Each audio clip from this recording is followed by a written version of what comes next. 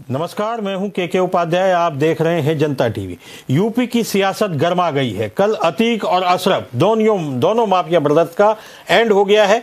उनका अंत इस तरीके से होगा, ठीक पुलिस की सुरक्षा के बीच में अस्पताल ले जाते समय 3 शूटर आते हैं, उनको मार करके चले जाते हैं।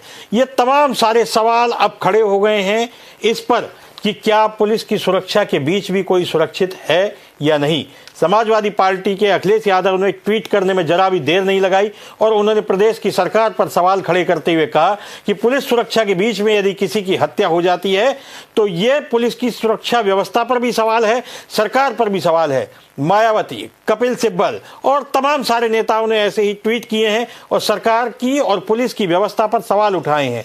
उधर जनता तमाम तरीके के ट्वीट का जवाब दे रही है। जनता के सेंटिमेंट्स अतीक और अशरफ के साथ नहीं है, यह भी सही है, लेकिन राजनीति गरमा रही है। सवाल पूछे जाएंगे क्योंकि जिस तरीके से अतीक और अशरफ की हत्या हुई है यह अप्रत्याशित नहीं है, यह नहीं होना चाहिए। यहाँ अदालतें हैं, अदालतों में निर्णय होते हैं, कानून व्यवस्था है, कानून की धाराएं हैं, पुलिस है। इन तमाम सारी चीज़ों पर सवाल उठने लाजमी है। आज भी यूपी की सियासत गरमाई हुई है। इसमें कहीं आईएसआई का एंगल देखा जा रहा है तो कहीं जो तीनों शूटर गिरफ्तार हुए हैं इनकी हिस्ट्री सीट खंगाली जा रही है। बहुत सारे मामले हैं। अब ये मसला लंबा चलेगा, सवाल भी उठेंगे, इसके जवाब भी तलाशने होंगे। लेकिन आइए हम पहले ये रिपोर्ट देखते हैं, फिर अपने वक्ताओं से बात करते हैं।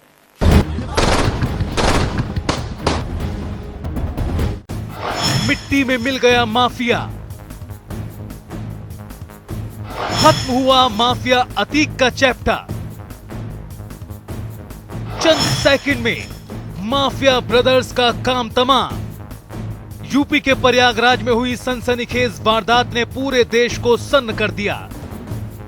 जो अतीक शनिवार सुबह तक सत्ता का हवाला देकर यह कह रहा था कि छूटने के बाद वो बेटे की मौत का बदला लेगा, रात होते होते उसका ही हिसाब हो चुका था। घटना के बाद प्रयागराज से लेकर लखनऊ और लखनऊ से लेकर दिल्ली तक शासन प्रशासन तुरंत हरकत में आ गया।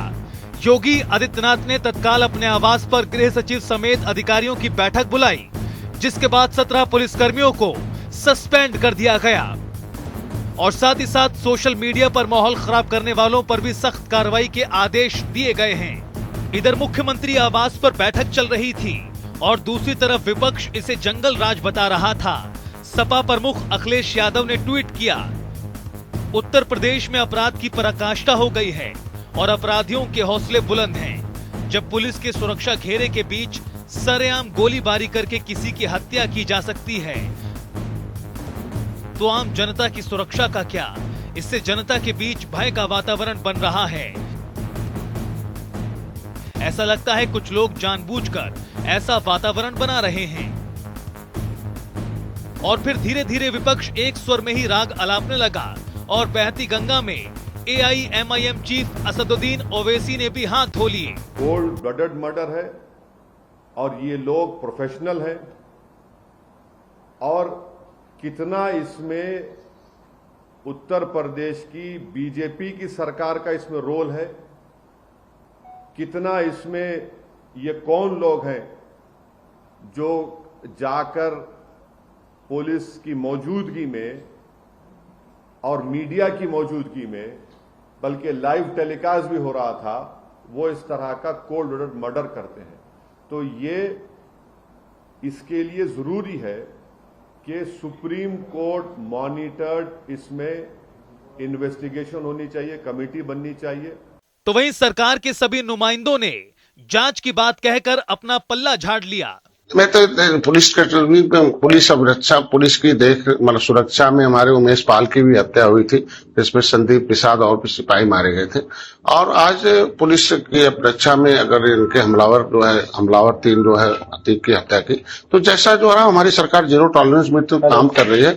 अब तीनों हमलावर पकड़े गए हैं और पुलिस कम से कम धन्यवाद, कम से अब जो पकड़े गए हमलावर हैं वो कैसा उस पर जांच होता, उसका कैसा मामला आता, खुलासा होता, उस पर हम उसके बाद ही हम कुछ कह सकते हैं। लेकिन इतने कहेंगे कि अतीक का इतना लोगों से दुश्मनी थी, इतना बड़ा लोगों के साथ दहशत था कि इस तरीके के ऐसे लोगों को उनके खिलाफ अंजाम हो। और हमारी सरकार जो है हमेशा ऐसे जीरो टॉलरेंस पर काम करेगी, ऐसे लोगों के खिलाफ कार्रवाई करती है। खैर, इन सबके बीच पुलिस व्यवस्था सवालों के घेरे में है। अतीक की सुरक्षा में मौजूद पुलिस कर्मियों को सस्पेंड करके पुलिस पर उठ रहे सवाल दबने से तो रहे, और ये वारदात उस समय हुई है जब यूपी में निकाय चुनाव नजदीक हैं। आपको बता दें कि अतीक के बेटे और उसके साथियों को पुलिस पहले ही एनकाउंटर में मार चुकी है, और अब आने वाला वक्त ये तय करेगा कि सत्ता और विपक्ष के बीच इस मुद्दे को लेकर कितनी खींचतान होती है। Bureau report, UP desk.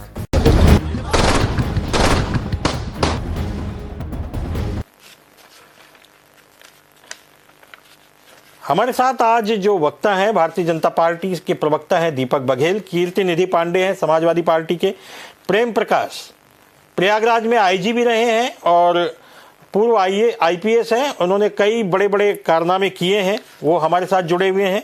Pramod Goswami वरिष्ठ पत्रकार के रूप में हमारे साथ जुड़ेंगे। बातचीत की शुरुआत कीर्ति निधि पांडे जी से करते हैं। कीर्ति निधि पांडे जी, दो सवाल हैं। एक तो ये कि माफिया का अंत हुआ, लेकिन जिस तरीके से अंत हुआ उसे लेकर के आपकी पार्टी सवाल उठा रही है। आखिर माफियाओं के अंत की इस तरह की कहानी कहां तक वाजिब है? कीर्ति निधि पांडे जी। सीनियर जर्नलिस्ट हैं और आपने अपनी रिपोर्ट में ही इस तरीके की घटनाओं का खंडन किया है।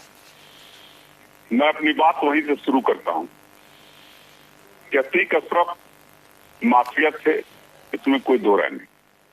अतीक को 10 साल की सजा भी हुई, इसमें भी कोई दो राय नहीं। अतीक की जब उत्तर प्रदेश के अंदर पेशी होनी थी तब भी उसने माननीय कोर्ट से, न्यायालय से गुहार लगाया था कि वीडियो कॉन्फ्रेंसिंग से पेशी हो जाए वरना हमारी हत्या हो सकती है उत्तर प्रदेश के अंदर। और पिछले दिनों एडीजी लॉ एंड ऑर्डर साहब की प्रेस कॉन्फ्रेंस थी।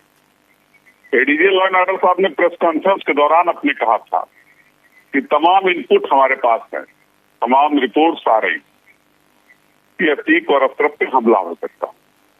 उसके बाद भी सुरक्षा व्यवस्था न बढ़ाया जाना और जिस तरीके से पुलिस अभिरक्षा में हत्या हो गई, ये कोई नई बात नहीं। ह्यूमन राइट्स की रिपोर्ट देखेंगे, एनसीआरबी के आंकड़े देखेंगे तो कैस्ट्रोलियर डेथ के मामले में उत्तर प्रदेश नंबर 1 और पुलिस अभिरक्षा में हत्या हो जाना, ये उत्तर प्रदेश की जीरो टॉलरेंस नीति को चुनौती।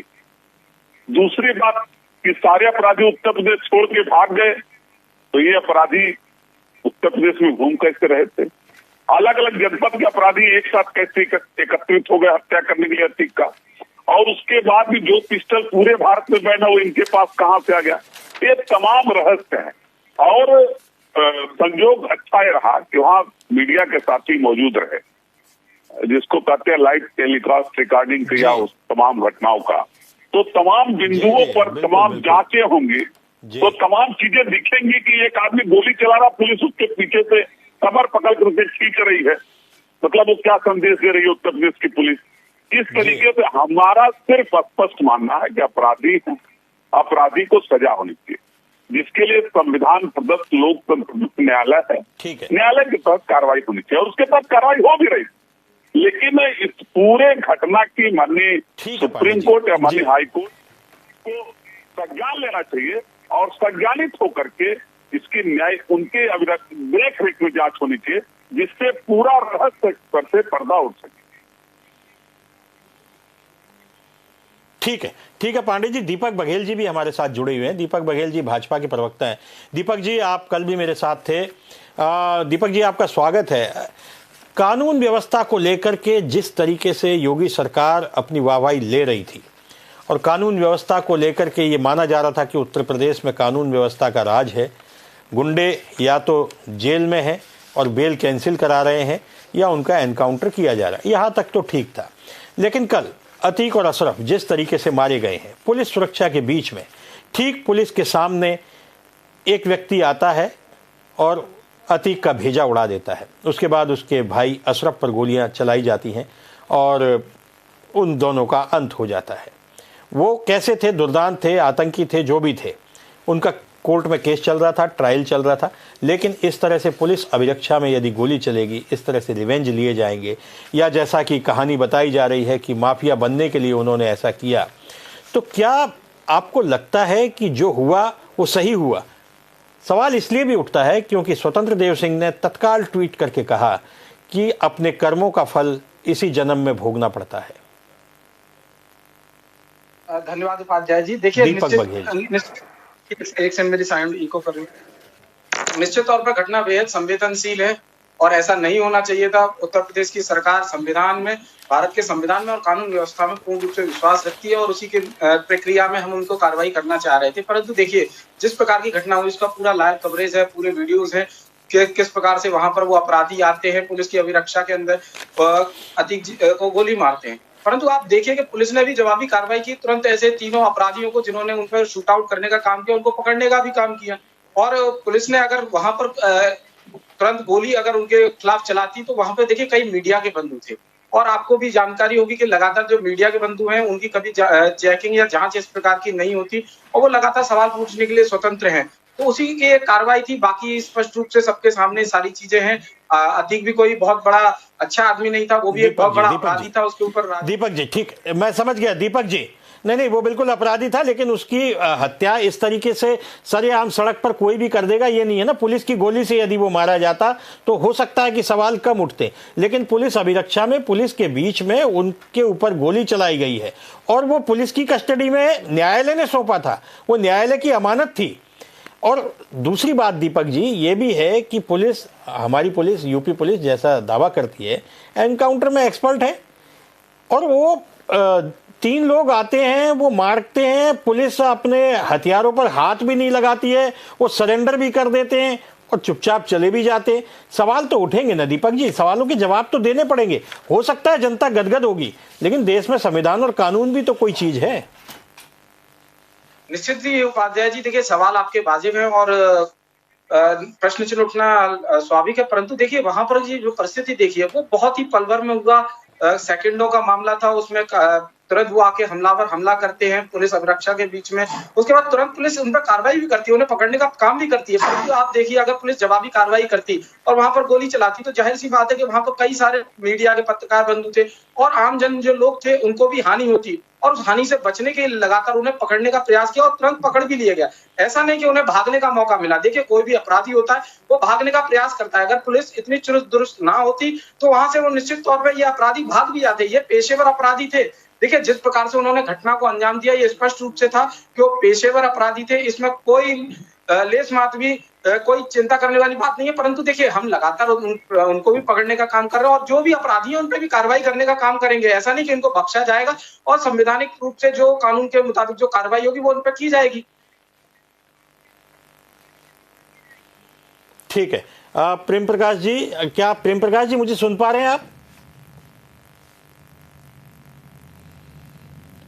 मुझे लगता है प्रेम प्रकाश जी से अभी हमारा कनेक्शन स्थापित नहीं हुआ। प्रमोद गोस्वामी जी वरिष्ठ पत्रकार हैं, यूपी की राजनीति से और यूपी की तमाम सारी पृष्ठभूमि से लंबे समय से वे जुड़े हुए हैं पत्रकारिता से। प्रमोद गोस्वामी जी, ये जो हुआ है इसे आप किस रूप में देखते हैं? इसका विश्लेषण यदि आपसे करने को कहा जाए, गैर राजनीतिक विश्लेषण अगर करने को कहा जाए, तो इस पूरे घटनाक्रम को आप किस तरीके से लेते हैं, किस तरीके से देखते हैं?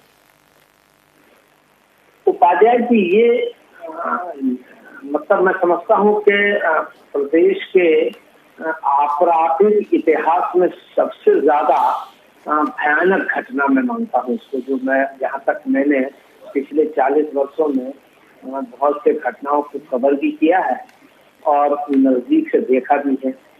तो ये इससे देखिए 2 चीजें हैं। एक तो सरकार का जो ये दावा था कि कानून का राज, उस पर एक बड़ा भारी काला धब्बा लग गया है और अब सरकार को जब भी कानून के राज की बात करेगी तो निश्चित रूप से विपक्ष ये उनके ऊपर एक धब्बे के रूप में वो चटकाने की कोशिश करेगी। तो जो भी घटनाक्रम हुआ तो वो सरकार के लिए एक फजीहत का कारण है, इसमें कोई दो राय नहीं कि दुर्दांत अपराधी थे, दोनों दुर्दांत अपराधी थे। 100 और 50 से ज्यादा मुकदमे दोनों के ऊपर थे। अतीक पर 100 से ज्यादा मुकदमे थे। आपराधिक, हत्या, अपहरण, जमीन कब्जा करना, बड़े हीनियस क्राइम के अपराध उनके ऊपर थे और यही अशरफ के ऊपर भी थे। लगभग 50 मुकदमे थे और जघन्य अपराधों के मुकदमे थे, हत्याओं के मुकदमे थे। ये बात बिल्कुल सच है, इसमें कोई दो राय नहीं कि यहाँ के लोग या विशेष रूप से इलाहाबाद या आसपास के जिलों के लोग वो जरूर इस बात पर एक संतोष व्यक्त कर रहे हैं कि वो दुर्दांत मारा गया। लेकिन सवाल ये है कि एक कानून की कुछ व्यवस्थाएं हैं और अभिरक्षा में था, और उसके बाद उसको वहां से लाया गया, उसको कितने प्रोटेक्शन में लाया गया। जैसा कि अभी दिलीप जी ने एक बात कही, वो बिल्कुल ठीक है कि जब ये आईजी ने, डीआईजी ने, बड़े पुलिस अधिकारियों ने ये बात कही, जब उसको मारा गया था अतीक के बेटे को, असद को, तो ये बात कही थी, इससे पहले कही गई थी कि वो जब इस घटनाक्रम में, तो ये बड़े अधिकारियों द्वारा कही गई कि उसको साजिश थी कि ये लोग झांसी या उसके आसपास जो है वो उसको घेर कर उसको छुड़ा ले जाने का। तो जब इतने सारे इनपुट थे तो ये कुछ खले नहीं कर रहा है कि वहां से इलाहाबाद में वहां से लाया गया और उसके बाद उनके पास कोई इनपुट ही नहीं रहा। चलिए मान ले कोई इनपुट नहीं मिला, हो जाता है, लेकिन ये तो जानकारी थी कि उसको कभी भी उसके ऊपर हमला हो सकता है, तो उसके इतने दुश्मन हैं और कभी भी उसको छुड़ाया ले जा सकता है। अगर वो गुजरात से लाने में, झांसी में छुड़ाया जा सकता है, तो वो तो उसका गृह जनपद था, वहां तो उसके चप्पे चप्पे तो उसके अपने आदमी थे, तो यहाँ तो उससे ज्यादा सुरक्षा व्यवस्था होनी चाहिए थी।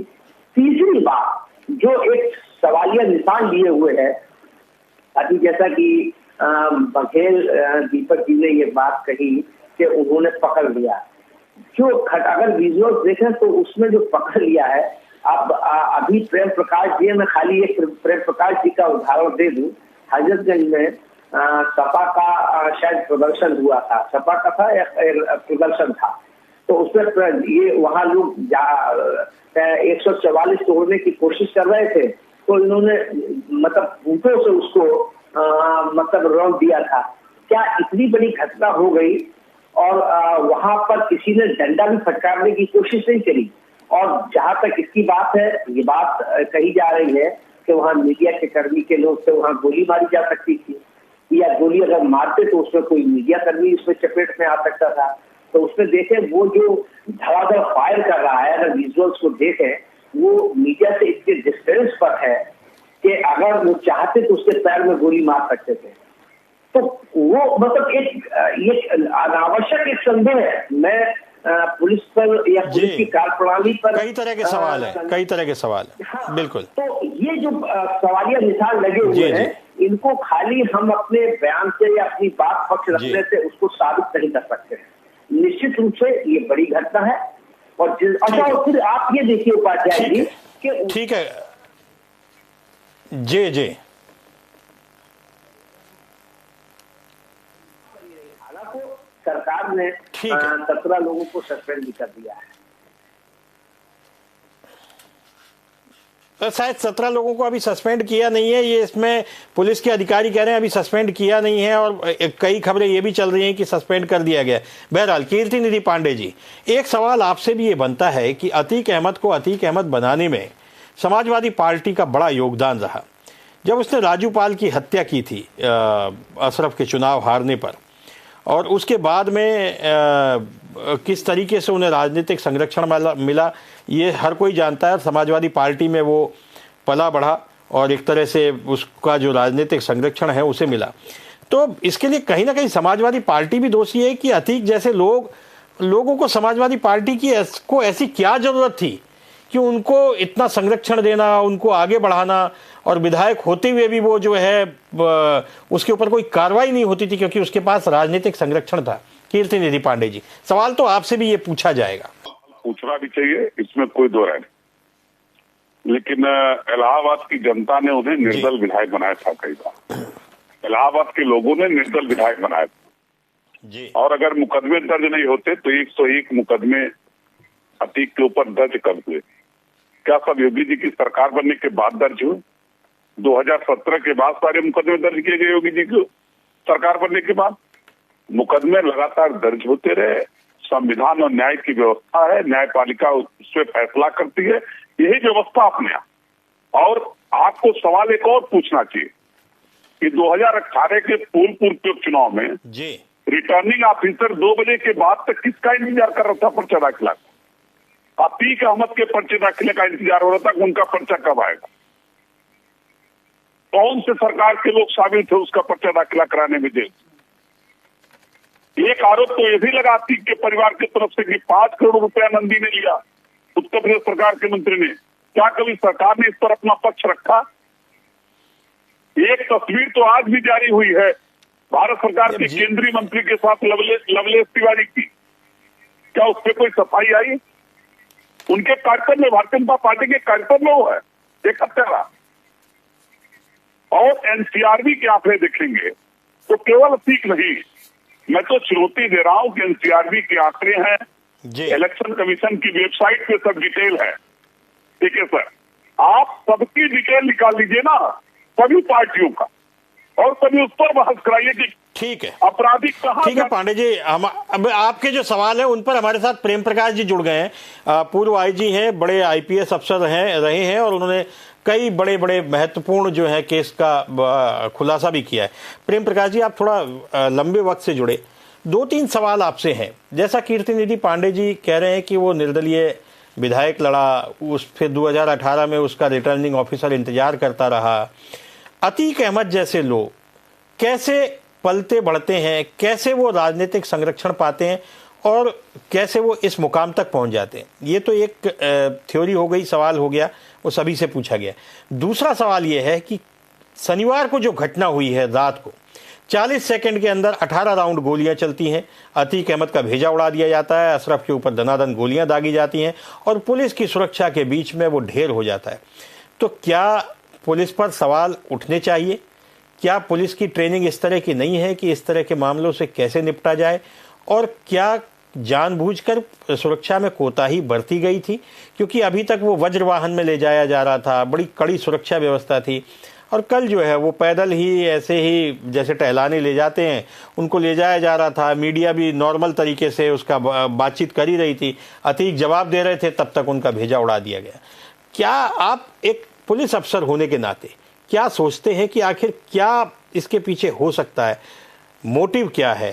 मर्डर का मोटिव जो होता है ना, आप पुलिस की भाषा में, कि मोटिव क्या है मर्डर का, तो ये मैं समझ नहीं पा रहा हूं अभी तक कि है क्या, हकीकत क्या है। देखिए, जो घटना हुई है इसमें कोई संशय नहीं कि ये बहुत ही दुखद हुआ है। पुलिस की अभिरक्षा में किसी भी, चाहे वो अपराधी हो, कोई भी ऐसा व्यक्ति जिसको ले जाया जा रहा हो, उसकी हत्या हो जाना, ये प्रश्न अवश्य खड़े करता है। लेकिन इसमें चूक क्या हुई है? मैं देख रहा हूं कि इसमें एक तो स्पेसिफिक इंटेलिजेंस का अभाव संभवतः रहा है, जो पूरी तरह से जो थ्रेट परसेप्शन था उसको हाईलाइट नहीं कर पाई शायद। दूसरा इसमें रहा है कि जो पुलिस के अधिकारी, जिनको ब्रीफिंग करनी चाहिए अपने सबॉर्डिनेट्स की कि किस तरीके से अपराधी को ले जाना है, इसके लिए मैनुअल्स में सारी चीजें दी गई हैं।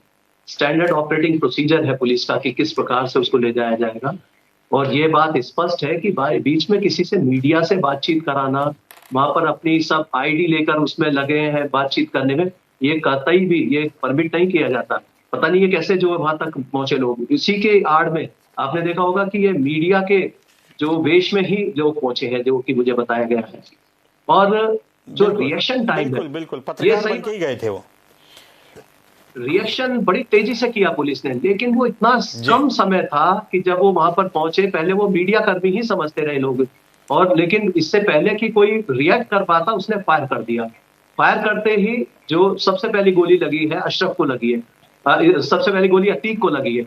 अतीक के गिरते ही जो उसके पड़ोस में खड़ा हुआ था अशरफ, उसको भी एक बार अंदाज नहीं हुआ, जब वो गिर गया है, उसके हाथ पे प्रेशर आया है, तब लगा है उसको कि वो आदमी गिर गया। तो इतना तेज अटैक था ये। लेकिन जो पुलिसकर्मी थे, क्योंकि 17 पुलिसकर्मी बताए गए जो सुरक्षा में लिए गए, तो ये पर्याप्त था। जो स्ट्रेंथ थी उसमें कोई कमी नहीं थी। असलाह भी मैं देख रहा हूं कि उनके पास में असलाह भी है, जो वेपन्स हैं वो लेकर चल रहे हैं। लेकिन जिस तरीके से रिएक्ट करना चाहिए था तत्काल, वो शायद रिएक्शन टाइम में चूक हुई है, और ये कहीं ना कहीं ट्रेनिंग का अभाव रहा है। और जो उनको पहले से लगता था वो सोचते थे कि जैसे अभी तक होता आया शायद कोई अटैक नहीं होगा। पुलिस में सबसे बड़ी कमजोरी क्या है, क्योंकि मैं इतना लंबे समय रहा हूं, कि वो ये मान के चलते हैं कि कुछ नहीं होगा, जबकि हमारा हमेशा मानना होता था कि जब हम ब्रीफिंग करते थे तो लोगों को समझाते हैं कि मानकर चलिए कि क्या क्या हो सकता है। अगर आप उन संभावनाओं पर विचार नहीं करेंगे तो आप बिल्कुल कोई स्ट्रैटेजी नहीं बना पाएंगे।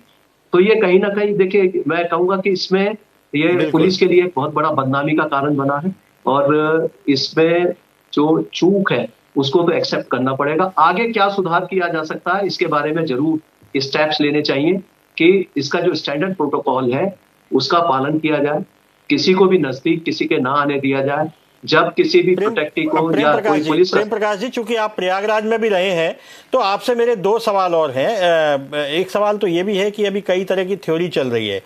एक थ्योरी ये चल रही है कि अतीक अहमद के साथ में कई लोगों के बिजनेस ताल्लुकात थे। मुझे लगता है प्रेम प्रकाश जी से हमारा संपर्क कट गया है। प्रेम प्रकाश जी, आप मुझे सुन पा रहे हैं?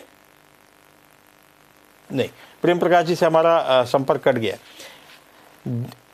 प्रमोद जी, एक थ्योरी ये भी चल रही है, मैं दीपक बघेल जी आपके पास आता हूं। एक थ्योरी ये भी चल रही है प्रमोद जी कि अतीक अहमद के साथ तमाम सारे लोगों के बिजनेस जुड़े हुए थे। ये एक थ्योरी है। और अतीक अहमद के बेटे की मौत के बाद अतीक अहमद पुलिस को राज बताने लग गया था। उन्हीं में से किसी ने जो है ये सूचना बाहर गई और वो फंस न जाए इसलिए हो सकता है कि उन लोगों ने उसका मर्डर कर दिया हो। ये आपसे जवाब चाहता हूं, उसके बाद मैं प्रेम प्रकाश जी से इसका जवाब लूंगा, क्योंकि प्रेम प्रकाश जी इसका एक थ्योरेटिकल और ठीक से तकनीकी जवाब दे सकते हैं। प्रमोद जी। उपाध्याय जी, इन संभावनाओं से इनकार तो नहीं किया जा सकता है, और इतना ही नहीं, उसने जब बातचीत में जैसा कि रिपोर्ट्स आ रही हैं कि ड्रोन के जरिए पाकिस्तान से और जो वहाँ की ISI और जो बाकी आतंकवादी संगठन हैं उन संगठनों से भी इसका जुड़ाव था, ये बात भी चर्चा में मीडिया में आई है और शायद कही गई है। उसने अपने बयान में इस बात की स्वीकृति भी की है। तो एंगल तो कई है।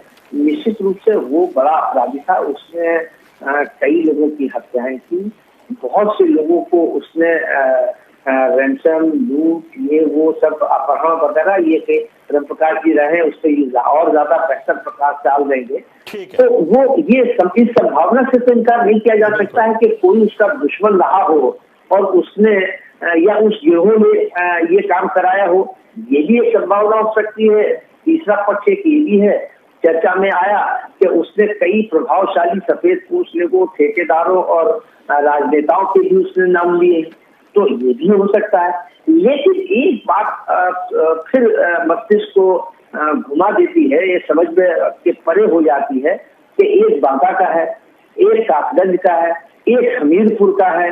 तो ये कॉम्बिनेशन कैसे बना, ये क्या है, ये कहीं ना कहीं इसके पीछे कोई गहरी या बड़ी साजिश है। ये तो जांच में पता लगेगा। ये भी संभावना हो सकती है, अगर जो तथ्य उसने बताए हैं और अगर ये सच रिपोर्ट है कि ISI और जो आतंकी संगठन है उनके से भी उसके संपर्क थे। ये भी एक बात है कि उसने जो वहां का अबू सलेम है उससे संरक्षण बेटे के लिए मांगा। तो इसके मतलब कहीं ना कहीं वो जो रिपोर्ट है उस हिसाब को अगर उस पर थोड़ा सा नजर डाली जाए तो इस संभावना से भी इनकार नहीं किया जा सकता है कि कहीं अगर ऐसा सच है तो और तथ्य बाहर कहीं ना आ जाए तो इसको एलिमिनेट कर दिया जाए या इन लोगों को हटाया जाए, वरना ये और राज खोल देगा। ये प्रबुद्धता भी आपराधिक प्रबुद्धता का भी एक कारण हो सकता है। तो ऐसे अनेक बहुत से कारण हैं। ये तो जांच में पता लगेगा कि सही क्या था। लेकिन फिर वही बात कि ये 3 जगह के 3 लोग, इसमें से एक तो उसमें शूटर नजर आता है जो बराबर फायरिंग कर रहा था। संभवतः उसी की गोली से ये दोनों लोग मारे गए हैं। बाकी कोई ऐसे मतलब शूटर नहीं थे, अपराधी थे कि किसी ने लड़की को छेड़ दिया था, वो मामला था। एक ने किसी की एक हत्या कर दी थी। तो ऐसे तो हजारों उत्तर प्रदेश में हजारों लोग होंगे, लेकिन वो इतने शास्त्र इतने प्लान मेहनत में इतने दुस्साहसिक कार्य नहीं कर सकते कि जहां मतलब 2-3 दर्जन पुलिस के लोग हों और अतीक जैसे व्यक्ति को ले जा रहे हो सोफिस्टिकेटेड वेपन्स के साथ हों और वहां जाके और वो कह रहे ये एक कई चीज जो है पुलिस की कार्यप्रणाली पर पूरी तरीके से जो प्रकार की लिखा, ये बात सही है कि तो उस पर जरूर बड़ा सवालिया निशान लगा हुआ है। ठीक है, दीपक बघेल जी आपसे सवाल ये है कि असद का एनकाउंटर हुआ, ठीक है, लेकिन ये जिस तरह से हत्या हुई और उसके बाद में जिस तरह की कहानियां सामने आ रही हैं और भाजपा नेताओं के बयान आए, स्वतंत्र देव जी ने कहा कि ये इसी जन्म में कर्मों का फल भोगना पड़ता है, सुरेश खन्ना जी कह रहे थे कि यह आसमानी आफत है, तो कहीं ना कहीं ऐसा नहीं लगता कि इन बयानों में एक खुशी का इजहार किया जा रहा है और भारतीय जनता पार्टी को लग रहा है कि ये सब मामला उसके पक्ष में जाएगा, क्योंकि जनता के सेंटिमेंट अतीक अहमद के साथ नहीं है, ये भी एक सच्चाई है। दीपक बघेल जी है आपको। देखिए प्रेम प्रकाश जी, बस अब मैं दीपक बघेल जी जवाब दें, फिर आपके पास आता हूँ। और इसी सत्ता के अंदर यही होता है कि जिसको जन्म लेना है उसको एक बार मृत्यु भी होती है, तो उस जीवन से लेकर मृत्यु के बीच में जो आदमी जैसा करता है और उसके बारे में वैसा ही सोचा जाता है। तो देखिए इस घटना में किसी का ऐसा नहीं कि किसी का बहुत ज्यादा किसी ने प्रयास किया हो, परंतु मैं एक बात स्पष्ट रूप से कर दूं कि जो घटना हुई है, देखिए इसमें प्रश्न कई उठते हैं, कहीं माफिया से इसका ताल्लुक निकल कर आता है, कहीं पर लोकल पॉलिटिक्स से निकल कर आता है, पर इन सब जो सवाल उत्पन्न हो रहे हैं उन सब सवालों का जवाब तो केवल और केवल वो न्यायिक जांच आयोग की टीम देगी ना, जो जिसका गठन किया गया है। उसी से जब जांच आगे बढ़ेगी, पूरी जांच की प्रक्रिया होगी, जब स्पष्ट रूप से निकल कर आएगा कि घटना के कारण क्या रहे, किन किन के दोस्त थी, कहां सुरक्षा में अगर चूक हुई तो क्या ऐसी चूकें थी जो सुरक्षा में हुई। बाकी पुलिस ने तो बहुत कम जो रेस्पॉन्स टाइम था उसमें बहुत बहादुरी के साथ में उनको पकड़ने का काम किया। आप देखिए वहां सेकंडों के अंदर जो काम हुआ, वो आए मीडिया के देश में आए, मीडिया के देश में उन्होंने गोली चलाना शुरू किया और गोली चलाने के बाद पुलिस ने तुरंत उन पर रेस्पॉन्स किया। ऐसा नहीं कह सकते कि पुलिस ने उन पर कार्रवाई करने का प्रयास नहीं किया, जितने कम समय में पुलिस वहां पर रेस्पॉन्स कर सकती थी उतने कम समय में उन्होंने करने का प्रयास किया। और देखिए भारतीय जनता पार्टी इस प्रकार की किसी भी प्रक्रिया में पुलिस ने न डंडे चलाए न गोली चलाई। देखिए मैं क्या कह रहा हूं, मैं वही स्थिति मैं बता रहा हूं कि वहां पे पूरा मीडिया थे, वहां कई लोग थे। अगर क्रॉस फायरिंग होती तो उस क्रॉस फायरिंग के अंदर कहीं ना कहीं किसी ना किसी मीडिया कर्मी को, कहीं ना कहीं किसी व्यक्ति को हताहत होने की संभावना थी, और जितने कम समय में उन्होंने पकड़ने का प्रयास किया, ये भी काबिले तारीफ है कि इस परिस्थिति के अंदर भी पुलिस, उत्तर प्रदेश की बहादुर पुलिस ने उन्होंने पकड़ा है। और मेरे साथी पांडे जी कह रहे थे, ठीक है जी दीपक बघेल जी। प्रेम प्रकाश जी, बिल्कुल आता हूँ दीपक बघेल जी आपके पास। प्रेम प्रकाश जी, हम आपसे लगातार संपर्क करने का प्रयास कर रहे हैं। 2-3 तकनीकी सवाल है। एक तो ये कि एक थ्योरी चल रही है कि आईएसआई का एंगल इसमें ढूंढा जा रहा है कि आईएसआई, क्योंकि अभी पुलिस का 2 दिन पहले ये बयान था कि अतीक अहमद के तार तमाम सारे पाकिस्तानी संगठनों से, इस्लामिक संगठनों से जुड़े हुए हैं, और आईएसआई ने, चूँकि आईएसआई को ये डर था कि अतीक अहमद कुछ राज उगल सकता है, इसलिए उसकी हत्या करवाई। दूसरी थ्योरी ये चल रही है कि अतीक अहमद पर गोली चलवा करके आईएसआई यहाँ दंगे भड़काना चाहती थी। तीसरी थ्योरी ये है कि अतीक अहमद के साथ तमाम सारे लोगों के बिजनेस जुड़े हुए थे। उन बिजनेसमैन को ये डर सता रहा था कि अतीक अहमद कहीं उनका नाम न ले दे। यदि अतीक अहमद उनका नाम ले देगा तो उनका कारोबार, उनका साम्राज्य भी ध्वस्त हो सकता है। इसलिए उन लोगों ने शूटर भेजे, पैसे दिए और उनको मरवाया। मुझे लगता है प्रेम प्रकाश जी से हमारा कनेक्शन फिर से कट गया है। प्रेम प्रकाश जी, आप मुझे सुन पा रहे हैं? हाँ, मैं आपकी आवाज सुन पा रहा हूँ। अगर मेरी आवाज सुन रहे हैं तो आप जवाब दीजिए। इसमें कुछ आप जवाब दीजिए। 2 बातें इसमें महत्वपूर्ण है जो आपने कहा कि जो 2 थ्योरी चल रही है। आईएसआई का हमेशा से भारत के आंतरिक मामलों में हस्तक्षेप रहा है और वो डिस्टेबलाइज करने की कोशिश करती रही है। जब भी पुलिस के एटीएस के जितने भी ऑपरेशंस हुए हैं उसमें आईएसआई का ड्यूबियस रोल हमेशा सामने आता है। तो इसकी काफी संभावना है कि आईएसआई ने इस प्रकार का ये प्लॉट रचा हो कि यहाँ अस्थिरता कायम करने के लिए, आपसी सद्भाव को समाप्त करने के लिए इस तरह की कोई घटना करा दी जाए और उसको धार्मिक उन्माद देने का ये कार्य किया जाए। ये क्वाइट पॉसिबल है। और दूसरा जो आप बता रहे हैं उसकी संभावना मुझे और भी ज्यादा लगती है। अतीक का संबंध बहुत सारे वहां के बिल्डर्स से, बिजनेसमैन से, उनसे रहा। कुछ लोगों का उजागर हो चुका है, अभी ईडी ने कुछ का नाम उजागर किया है, और इसमें उनको ये डर भय हमेशा बना हुआ था, क्योंकि पुलिस के सामने जब इंटरोगेशन होती है और खासकर जब पुलिस कस्टडी रिमांड मिल जाए तब ये पूरी संभावना रहती है कि अपराधी सारे राज उगल देगा, और ये राज एक एक करके सामने आने लगे थे। तो जिन लोगों के नाम इसमें आ सकते थे, उन लोगों ने जरूर इसमें कहीं ना कहीं भूमिका निभाई है कि उनको इंस्टिगेट करने के लिए या हायर्ड एसेसिन्स इस्तेमाल करने के लिए। और ये जो कॉन्ट्रैक्ट किलर्स जो इस्तेमाल किए गए हैं, ये आप देख रहे हैं कि ये छोटे छोटे अपराधों से इन्होंने बड़े अपराध करने शुरू किए हैं। मैं देख रहा था कि एक की क्रिमिनल हिस्ट्री करीब जो 14 मुकदमे हैं उसके ऊपर, हिस्ट्री शीटर भी है कुरारा थाने का।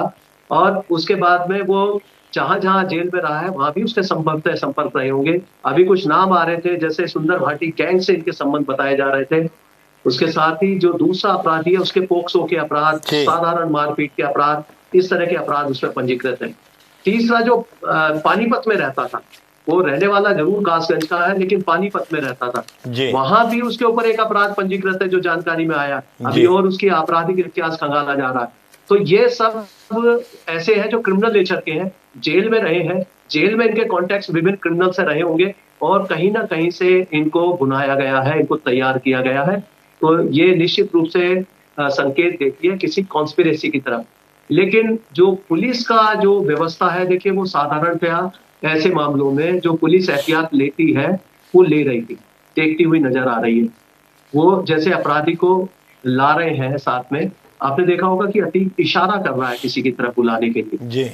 ऐसा भी हो सकता है कि ये इनका पहले इन्होंने कॉन्फिडेंस विन ओवर किया हो अतीक का किसी तरीके से, और उसने बुलाया है अतीक ने। अभी तक ये शायद क्लियर नहीं हो पाया किसी मामले में, मैंने इसके विजुअल देखे काफी, क्योंकि इशारा करके अपनी ओर बुला रहे हैं किसी को कि आप आइए, और तिरछी निगाहों से पुलिस की तरफ नहीं देख रहे, दूसरी तरफ देख रहे हैं। मैं चाहूंगा वो विजुअल जरूर दिखाया जाए क्योंकि वो बहुत इंपॉर्टेंट है। दूसरा, उसने मरने से पहले के सबसे पहले जो लास्ट नाम है मैंने देखा मुस्लिम शब्द उसके अंतिम शब्द थे। गुड्डू मुस्लिम का जैसे ही नाम लिया है तुरंत उसके ऊपर फायर हो गया जी, गुड्डू मुस्लिम। तो हाँ, गुड्डू मुस्लिम उनके अंतिम शब्द है अतीक के, जब दिखाए जा रहे हैं कि वो बोल रहे हैं, पहले पत्रकार उनसे कुछ सवाल कर रहे हैं कि वो क्यों नहीं जनाजे में शामिल हुए, तमाम तरह के प्रश्न। उसके बाद जब अतीक ने कुछ बोलना शुरू किया है तत्काल उसके ऊपर फायर किया गया। तो ये संकेत देता है कि कहीं ना कहीं किसी के रहस्यों का उद्घाटन ना हो जाए, उसको रोकने के लिए कोई कॉन्स्पिरेसी रही है। लेकिन जिस तरह से सरकार ने इस पर सख्त निर्णय लिया है कि इसमें जुडिशियल कमीशन बैठाया जिसमें 3 मेंबर होंगे, ये वास्तव में सराहनीय है। बहुत ही कम घटनाओं में इस तरह के जुडिशियल कमीशन ऑर्डर किए जाते हैं और निश्चित रूप से इसमें सच सामने आएगा। और तीनों की जो गिरफ्तारी पुलिस ने त्वरित गति से की है, मैं जो पुलिस के जवान है उनको वास्तव में बधाई देना चाहूंगा। और जहां तक पुलिस की लापरवाही के बारे में लोग चर्चा कर रहे हैं, देखिए मानवीय चूक हुई है, इसमें मानने में कोई हमें ऐतराज नहीं होना चाहिए। कैसे सुधार करें उस पर भी विचार होना चाहिए। लेकिन आप देखिए कि कोई भी पुलिसकर्मी सस्पेंड नहीं होना चाहेगा, कोई भी पुलिसकर्मी किसी की हत्या का अपराध अपने सिर पर लेने को तैयार नहीं होगा। तो ये आप मान लें कि जो 17 लोग वहां पर उनकी सुरक्षा में लगे हुए थे वो कोई नहीं चाहेंगे, और ना कोई पुलिस कमिश्नर चाहेगा, ना कोई अधिकारी चाहेगा, और ना ही सरकार चाहेगी कि उसकी अभिरक्षा में किसी की मृत्यु हो जाए। तो स्टेप्स काफी लिए गए, लेकिन अब जो मानवीय चूक हुई है उसके लिए जो भी जिम्मेदारी तय की जाए या जो भी प्रशासनिक निर्णय लिए जाए। बहुत अहम जानकारी प्रेम प्रकाश जी आपने दी है। एक थ्योरी और भी चल रही है जो ये तीनों बता रहे हैं। इन तीनों का कहना है कि पुलिस को जो उन्होंने बताया, जो अभी तक सामने आया, अधिकृत रूप से जो सामने आया, उसमें ये तीनों कह रहे हैं कि हम बड़े माफिया बनना चाहते थे अतीक को मार करके। इस पर भरोसा किया जा सकता है? ये बिल्कुल ये भरोसे योग्य है। ये किसी ने जरूर इनको ये लालच दिया है और ये सही बात है। अगर ये समाज में ये सब लोग रहेंगे, आगे तक भी रहते हैं, अगर इनको सजा से ये कहीं बाहर जमानत पर किसी तरह से छूटते हैं तो निश्चित रूप से इनका एक टेरर होगा पूरे समाज के अंदर। क्योंकि जो व्यक्ति इतने बड़े घटना को अंजाम दे सकता है, एक बड़े माफिया के ऊपर हिम्मत कर सकता है, चाहे भले ही अतीक जेल में था या वो पुलिस अभिरक्षा में था या उसको सजा हो गई थी, लेकिन मैं जानता हूं कि अतीक का बहुत बड़ा नाम था और उसका एक छोटा गैंग नहीं था। IS 227 जो इंटर स्टेट इसका गैंग है, उसमें 200 से ज्यादा अपराधी थे। आज भी उनकी फायर पावर मौजूद है, आज भी उसके साथ नई नई फौज जुड़ने के लिए तैयार है। और धार्मिक रूप से जिस तरह इसको रंग दिया जा रहा है, उस एंगल पर भी बहुत सारे लोग हैं जो उसको सपोर्ट करते हैं। तो इसको हल्के से नहीं लिया जाना चाहिए। उन्होंने जब ये कदम उठाया तो निश्चित रूप से कहीं ना कहीं ये पब्लिसिटी स्टंट भी है कि उनका बड़ा नाम होगा। और इससे, क्योंकि अभी तक वो छुटभइये अपराधियों की तरह काम करते थे, लड़की छेड़ना, पॉक्सो के अपराध करना, किसी पर हमला करना। एक पर गैंगस्टर एक्ट की भी कार्रवाई हुई है, गुंडा एक्ट की भी कार्रवाई हुई है। लेकिन अब वो संभवतः हर एक, जब माफिया एक बार कोई भी जेल जाता है कोई अपराधी, तो एक बार उसका जेल का भय काफी हद तक दूर हो जाता है जी। अब वो सोचता है कि अब मैं अपराध की दुनिया में आ ही गया हूं तो अपना बड़ा नाम करता हूं। संभवतः इस चीज ने भी उसको प्रेरित किया होगा। मैं चाहूंगा जो मनोवैज्ञानिक है इस पे ज्यादा बेहतर प्रकाश डाल पाएंगे। ठीक है। कीर्ति निधि पांडे जी, जैसा कि अभी आपने प्रेम प्रकाश जी को सुना, उन्होंने बहुत तकनीकी तरीके से कहा, लेकिन एक सवाल राजनीतिक दृष्टि से भी है कि इसमें हिंदू मुस्लिम एंगल देख करके राजनीतिक लोग बयानबाजी करते हैं। जैसे जब उमेश पाल की हत्या हुई और उनके 2 गनरों को मारा गया, उस पर न बहुत ज़्यादा बयानबाजी हुई, न किसी ने शोक व्यक्त किया। उन 2 गनर्स के नाम भी शायद हो सकता है हम यहाँ जो बैठे हैं प्रेम प्रकाश जी को अगर छोड़ दें तो किसी को पता भी नहीं होगा। लेकिन जब धार्मिक एंगल उसको दिया जाता है, एक माफिया मरता है, चाहे वो सही तरीके से मरे या गलत मरे, तब एकदम से राजनीतिक दल, चाहे वो समाजवादी पार्टी हो, कांग्रेस हो या कोई अन्य भी दल हो, इन मुस्लिम वोटों के अपीजमेंट के लिए एकदम से सक्रिय हो जाता है और बयानबाजी शुरू हो जाती है। कीर्ति निधि जी, आपको याद होगा उपाध्याय जी कि सदन के अंदर अखिलेश यादव जी ने भी सवाल खड़ा किया था इलाहाबाद की घटना को लेकर के, और सदन में कहा था कि इतनी बड़ी घटना खुलेआम अपराधियों के द्वारा ये कानून व्यवस्था पे सवाल खड़ा कर रहा है, जिसके जवाब में मुख्यमंत्री ने कहा था सबको मिट्टी में मिला दें, और पुलिस के साथ ही मिलकर के सरकार के साथ सबको मिट्टी में ही मिला रहे। सवाल है, प्रेम प्रकाश जी पुलिस के अफसर रहे हैं और पुलिस का बचाव करना भी चाहिए प्रेम प्रकाश सिंह जी, लेकिन जिस तरीके से गोली चलाने वाले व्यक्ति की पीछे से कमर पकड़ी गई हो और वो तड़ातड़ गोलियां चलाते जा रहा, लगातार गोलियां चला रहा, इस तरीके की घटनाएं उस वक्त जब एडीजे लॉ एंड ऑर्डर के पास इनपुट उपलब्ध, एडीजे लॉ एंड ऑर्डर ने अपनी प्रेस कॉन्फ्रेंस में कहा कि हमला हो सकता है, हमारे पास इनपुट है, उसके बाद भी सुरक्षा के कड़े इंतजाम कर रहे थे। और अगर मीडिया से मुखातिब होना उस रूल में, उस व्यवस्था में नहीं था, तो जो बड़े अफसर गाइड नहीं किए पुलिस वालों को, जो बड़े अफसर रोके नहीं, केवल उन बड़े अफसरों पर कार्रवाई कब होगी? क्या केवल 17 पुलिसकर्मी जो लेकर के गए थे वही जिम्मेदार हैं? क्या उनके ऊपर के जो अफसर है वो जिम्मेदार नहीं? उनके खिलाफ कार्रवाई नहीं होनी चाहिए? और मैं तो कह रहा हूं, न्यायिक आयोग का गठन है, सरकार निष्पक्षता चाहती है तो हाई कोर्ट के सिटिंग जज के नेतृत्व में उसकी जांच करा, पूरा मसला सामने आएगा। ठीक है। कीर्ति पांडे जी, एक मिनट, ये भी एक जो अखिलेश जी ने, पांडे जी अखिलेश जी ने जो ट्वीट किया उसकी आखिरी लाइन में ऐसा ध्वनि आ रही है कि वो सरकार पे आरोप लगा रहे हैं कि कहीं सरकार की मिलीभगत तो नहीं है। क्या ऐसा लगता है कि ये जो हत्याकांड हुआ है उसमें पुलिस की या सरकार की कोई मिलीभगत नजर आ रही हो? देखिए उपाध्याय जी, मैंने पहले जब आपने हमसे सवाल पूछा था, कि अतीक की बहन का प्रेस कॉन्फ्रेंस आप लोगों ने चलाया, तमाम चैनलों पर चला, और उन्होंने कहा था कि हम और अपनी भाभी को बता रहे थे, मैंने अतीक की पत्नी, कि हम लोग गुजरात जेल में जब मिलने गए थे तो भाई ने कहा था कि मेरा 5 करोड़ रुपया नंदी के पास है, उनसे वापस ले ले। क्या कभी सरकार का इस पर जवाब आया? और मैं प्रेम प्रकाश सिंह जी के इस बात से सहमत हूं कि तमाम रहस्य से पर्दा उठ सकता। तो जब किसी अपराधी के रिमांड पे आने के बाद तमाम रहस्यों से पर्दा उठ सकता था, तो उस अपराधी की हिफाजत सरकार को और जिम्मेदारी से करनी चाहिए। चाहे वो आईएसआई से रिलेशन का सवाल हो, चाहे वो पुलिस लेन देन का सवाल हो इलाहाबाद के अंदर तमाम लोगों के साथ, इन सब से पर्दा उठना चाहिए, और उठता तो तमाम लोग बेनकाब होते हैं। प्रेम प्रकाश जी कुछ कहना चाह रहे हैं? प्रेम प्रकाश जी आप कीर्ति निधि पांडे जी की बात का कुछ जवाब देना चाह रहे थे। प्रेम प्रकाश जी। हाँ जी, एक बात का मैं जरूर कहना चाहूंगा, और वो सभी के लिए। देखिए, है क्या कि पुलिस के सामने कई दुविधाएं होती हैं, उनको समझना होगा। पुलिस पूरा प्रोफेशनल तरीके से काम करना चाहती है, लेकिन लोग कई बार उसके एक्शंस पर विश्वास नहीं करते, और उसके कारण बहुत सारे हैं।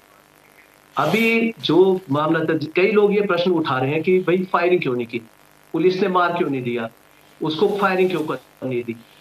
अब जब कोई बड़ी घटना होती है, उसके जो शूटर्स हैं उनको अगर पुलिस मार गिराए तो फिर कहते हैं कि साहब देखिए इन्होंने जो शूटर्स को मार दिया, इन्होंने वो कॉन्स्पिरेसी को नहीं सामने आने दिया। अगर जिंदा पकड़ ले तो फिर लोग कहते हैं कि उसको मारा क्यों नहीं, तत्काल मार देना चाहिए था। तो ये बड़ा दुविधापूर्ण रहता। मैं इस बात को पुलिस की जस्टिफाई करना चाहूंगा कि जो उन्होंने उनको जिंदा छोड़ा, जिंदा छोड़ने से बहुत सारे राज सामने आएंगे। देखिए कानून के सामने उनको सजा मिल सकती है, चाहे उनको मृत्युदंड मिल जाए, आजीवन कारावास मिले, वो संभव है।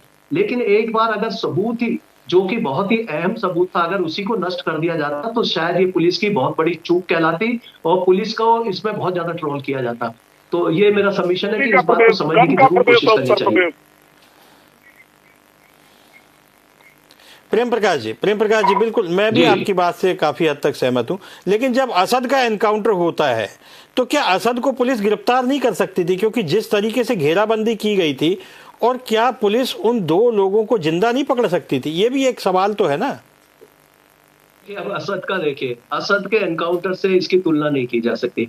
असद के पास आप देखेंगे कि किस तरह के जो पिस्टल्स मिले हैं वो भारत के बड़ी बड़ी एजेंसीज के पास भी नहीं है, जिस तरह के उनके पास में जो असला बरामद हुआ है। दूसरा जी, आपने उसका लाइव देखा होगा मारते हुए कि किस तरीके से उमेश पाल को मारा गया। अरे प्रेम प्रकाश जी, इनके पास कौन सा पिस्टल मिला?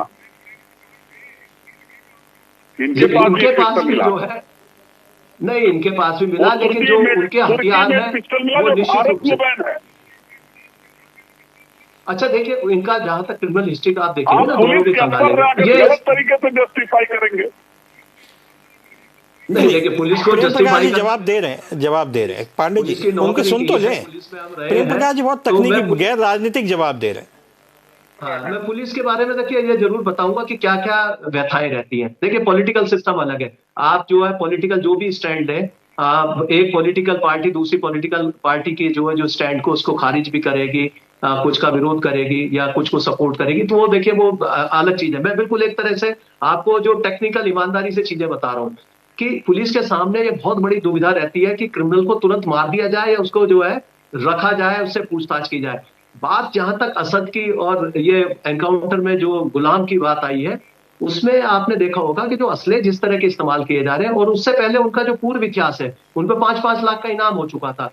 उनको चाहते तो वो सरेंडर हो सकते थे कहीं भी जाकर, मीडिया के सामने सरेंडर हो जाते। बहुत लोगों ने मैंने देखा कि स्टूडियो जाके सरेंडर होते हैं और उसके बाद में कुछ नहीं बिगड़ता उनको जो पुलिस की हिम्मत नहीं पड़ती, पुलिस उनका एनकाउंटर कर दे।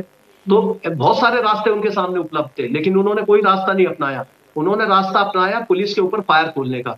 और जब एसटीएफ के ऊपर पुलिस फायर, मतलब कोई भी फायरिंग करेगा, कोई भी बदमाश, तो निश्चित रूप से उसका अंत इसी प्रकार से होता है, क्योंकि एसटीएफ ये बहुत ट्रेंड है इस मामले में। एसटीएफ का हैंडल करना और एक सिविल पुलिस का हैंडल करना, उसमें थोड़ा सा अंतर तो है ही। ठीक है प्रेम प्रकाश। दीपक बघेल जी, सवाल अभी उठते रहेंगे। इन सवालों को किस तरीके से भारतीय जनता पार्टी और ये सरकार किस तरीके से हैंडल कर रही है, किस तरह से जवाब देगी? क्या अब आगे की प्लानिंग क्या है? इधर नगर निगम के चुनाव भी आ रहे हैं, क्या भारतीय जनता पार्टी को इसका लाभ मिलेगा, ऐसी भी सोच है क्या? दीपक बघेल जी। देखिए उपाध्याय जी, इस प्रकार की जो घटना है वो मैंने पूर्व में भी कहा कि निंदनीय है। इस प्रकार की घटना नहीं होनी चाहिए थी। भारतीय जनता पार्टी भारत के संविधान में विश्वास रखती है और न्याय व्यवस्था कानून व्यवस्था में विश्वास रखती है, और उसी न्याय व्यवस्था और कानून व्यवस्था के दम पर हम 2022 के अंदर भी चुनाव जीत कर आए थे और हम उसी को दुरुस्त करने में लगातार काम कर रहे हैं। जहां पर अभी कीर्तिनिधि पांडे जी कई सारे प्रश्न उठा रहे थे, तो मैं उनको बता दूं कि इनकी जब सरकार थी 2005 के अंदर, 2006 के अंदर, जब तक बहुजन समाजवादी पार्टी की सरकार नहीं आई थी, तो राजू पाल जो विधायक थे उनका मर्डर तो इन्हीं की सरकार के अंदर हुआ, और उसके बाद उमेश पाल का अपहरण भी इनकी सरकार के अंदर हुआ। परंतु बहुजन समाजवादी पार्टी के आने के बाद में उनके खिलाफ एफआईआर, ऐसे जो माफिया थे, ऐसे जो बाहुबली थे, उनको पुष्पित पल्लवित करने का काम किया, खाद पानी देने का काम तो इनकी सरकारें करती आई। हमने तो लगातार ऐसे जो अपराधी थे उन पर कार्रवाई करने का काम किया। और उसी अपराधी की दृष्टि से देखिए, जब उमेश पाल पर गोली चलाई गई, वो क्या किसी कैमरे के सामने नहीं थी? पूरी विश्व ने देखा किस प्रकार से इन दुर्दांत अपराधियों ने उनको गोली चलाने का काम किया। क्या उनकी पत्नी नहीं थी जयपाल? क्या राजू पाल की पत्नी नहीं थी? 9 दिन की विधवा पूजा पाल, वो भी तो थी ना, उनके भी तो बच्चे हैं, उनकी तो भी माता है। और उसके बाद यही प्रक्रिया अगर अतीक अहमद के परिवार के साथ में हुई, तो वो बोल रहे हैं कि हमें रगड़ दिया गया, हमारे परिवार को मिट्टी में मिला दिया गया। 11,000 करोड़ 1100 करोड़ रुपए की संपत्ति जब्त करने का काम उत्तर प्रदेश की सरकार ने किया ऐसे माफियाओं के खिलाफ। और देखिए, रही बात अगर किसी से चूक हुई है, किसी भी प्रकार की कोई चूक होगी तो वो न्यायिक जांच में निकल कर आएगी। प्रश्न भी है, ऐसा नहीं कि कई सारे प्रश्न उठते हैं और उन सभी प्रश्नों का जवाब तो जांच के बाद ही पता चलेगा ना। कीर्तिनिधि पांडे जी को क्या पता है क्या इन्होंने पूरी संपूर्ण जांच कर ली थी? आप बताइए, 1 घंटा नहीं हुआ था, 1 घंटा असद के एनकाउंटर के, उस 1 घंटे के अंदर इन्होंने बोल दिया कि सामाजिक सौहार्द और भाईचारे को खत्म करने का काम भारतीय जनता पार्टी कर रही है। एक बात बताइए, उससे पहले आदित्य राणा का वहां पर एनकाउंटर हुआ, उस पर इन्हें भाईचारा नजर नहीं आया। केवल और केवल मुस्लिम तुष्टीकरण की राजनीति के कारण से ये लोग आगे बढ़ रहे हैं और आगे आगामी नगर निगम के चुनाव है, उसी नगर निगम के चुनाव को देखते हुए ये मुस्लिम तुष्टीकरण करना चाहते हैं। मुस्लिम मिल जाए, यादव मिल जाए और दलित मिल जाए।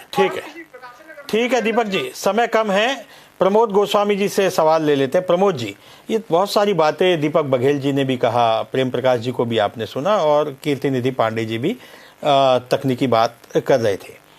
क्या इन सब के बीच में आपको नहीं लगता कि ये जो वोटों की राजनीति है उसकी दृष्टि से बयान आते हैं, बयान बदलते हैं और उसी हिसाब से जो है एक मूवमेंट चलता है? प्रमोद जी। उपाध्याय जी, निश्चित रूप से ये राजनीति का कड़वा सच है। सारे राजनीतिक दल, इसमें आप किसी को भी अछूता नहीं कह सकते हैं। वो सब राजनीति सत्ता को पाने के लिए, अब मुझे तो लगता है कि राजनीति या जनप्रतिनिधि कहलाते थे जो जन समस्याओं को रेखांकित करने, हल करने के लिए, अब जनप्रतिनिधियों ने वो काम तो पीछे छोड़ दिया है। सत्ता को कैसे हासिल किया जाए, उसके लिए हम क्या उपक्रम कर सकते हैं, कैसे मिल सकती है, वो उसके लिए सारे राजनीतिक दल सिर्फ उसी जुगाड़ में लगे रहते हैं। अभी जो हमारे सपा प्रवक्ता ने एक बात कही थी पांडे जी ने कि इसमें, या आपने सवाल किया था कि इसमें राजनीतिक दलों का, ये जितने भी अपराधी हैं ये बगैर राजनीतिक दलों के प्रश्रय के या बगैर उनके मदद के ये अपराधी बन ही नहीं सकते हैं। और पुलिस की भी ये व्यवस्था है, क्योंकि जब वो जो भी दल सत्ता में होता है तो फिर पुलिस के भी हाथ कहीं ना कहीं बंध जाते हैं, या कहीं ना कहीं वो जो एक्शन लेना चाहते हैं वो एक्शन लेने में मजबूर हो जाते हैं और कोई अधिकारी एक्शन लेने का दुस्साहस भी करता है। प्रमोद गोस्वामी जी, राजनीतिक संरक्षण और राजनीतिक बातें, राजनीतिक बयानबाजी इस तरह की घटनाओं को जो है तूल देती हैं और राजनीतिक तरीके से इन घटनाओं के बयानों को तोड़ा मरोड़ा जाता है और अपने लाभ की दृष्टि से इनके बयान आते जाते रहते हैं। बहरहाल, आप सब लोग हमारे साथ जुड़े, इस पर अतीक अहमद पर अभी बहुत सारी बहस होनी बाकी है, ये चलती रहेगी और न्यायिक जांच आयोग की जो रिपोर्ट है उसका भी हमें इंतजार है। आप सब लोग हमारे साथ जुड़े, आप सब लोगों का बहुत बहुत शुक्रिया, धन्यवाद। अतीक अहमद और अशरफ की हत्या को लेकर के जो राजनीति अब शुरू हुई है उसका अंजाम क्या होगा ये तो अब आने वाला वक्त बताएगा। बहरहाल, अतीक अहमद एक माफिया था, अशरफ भी दुर्दांत माफिया था। इन्होंने राजूपाल की हत्या सिर्फ इसलिए कर दी थी क्योंकि राजूपाल उपचुनाव जीत गया था और अतीक का भाई अशरफ चुनाव हार गया था। इसके बाद ये लोग आते हैं, तमाम सारे लोग मारुति गाड़ी में भर करके आते हैं, इसी अस्पताल के सामने राजूपाल को गोलियों से भून देते हैं और उसके बाद अस्पताल में जाकर के फिर से गोलियां चलाते हैं कि कहीं राजूपाल जिंदा न रह जाए। राजूपाल की शादी को उस दिन 9 दिन ही पूरे हुए थे, यानी राजूपाल की पत्नी को विधवा करने में इन्होंने जरा भी देर नहीं लगाई। ये दुर्दांत लोग थे। इनका जाना या न जाना ये समाज के लिए क्या संदेश है ये तो समाज तय करेगा। बहरहाल, प्रयागराज को इनके आतंक से मुक्ति मिली है, यह भी एक सच्चाई है। सवाल पुलिस की सुरक्षा का है और पुलिस की सुरक्षा व्यवस्था का है। इस पर अभी बहस होती रहेगी, न्यायालय है, न्यायालय में बातें जाएंगी, क्या होगा ये आने वाला वक्त बताएगा। आप देखते रहिए जनता टीवी, समाचारों का सिलसिला जारी रहेगा।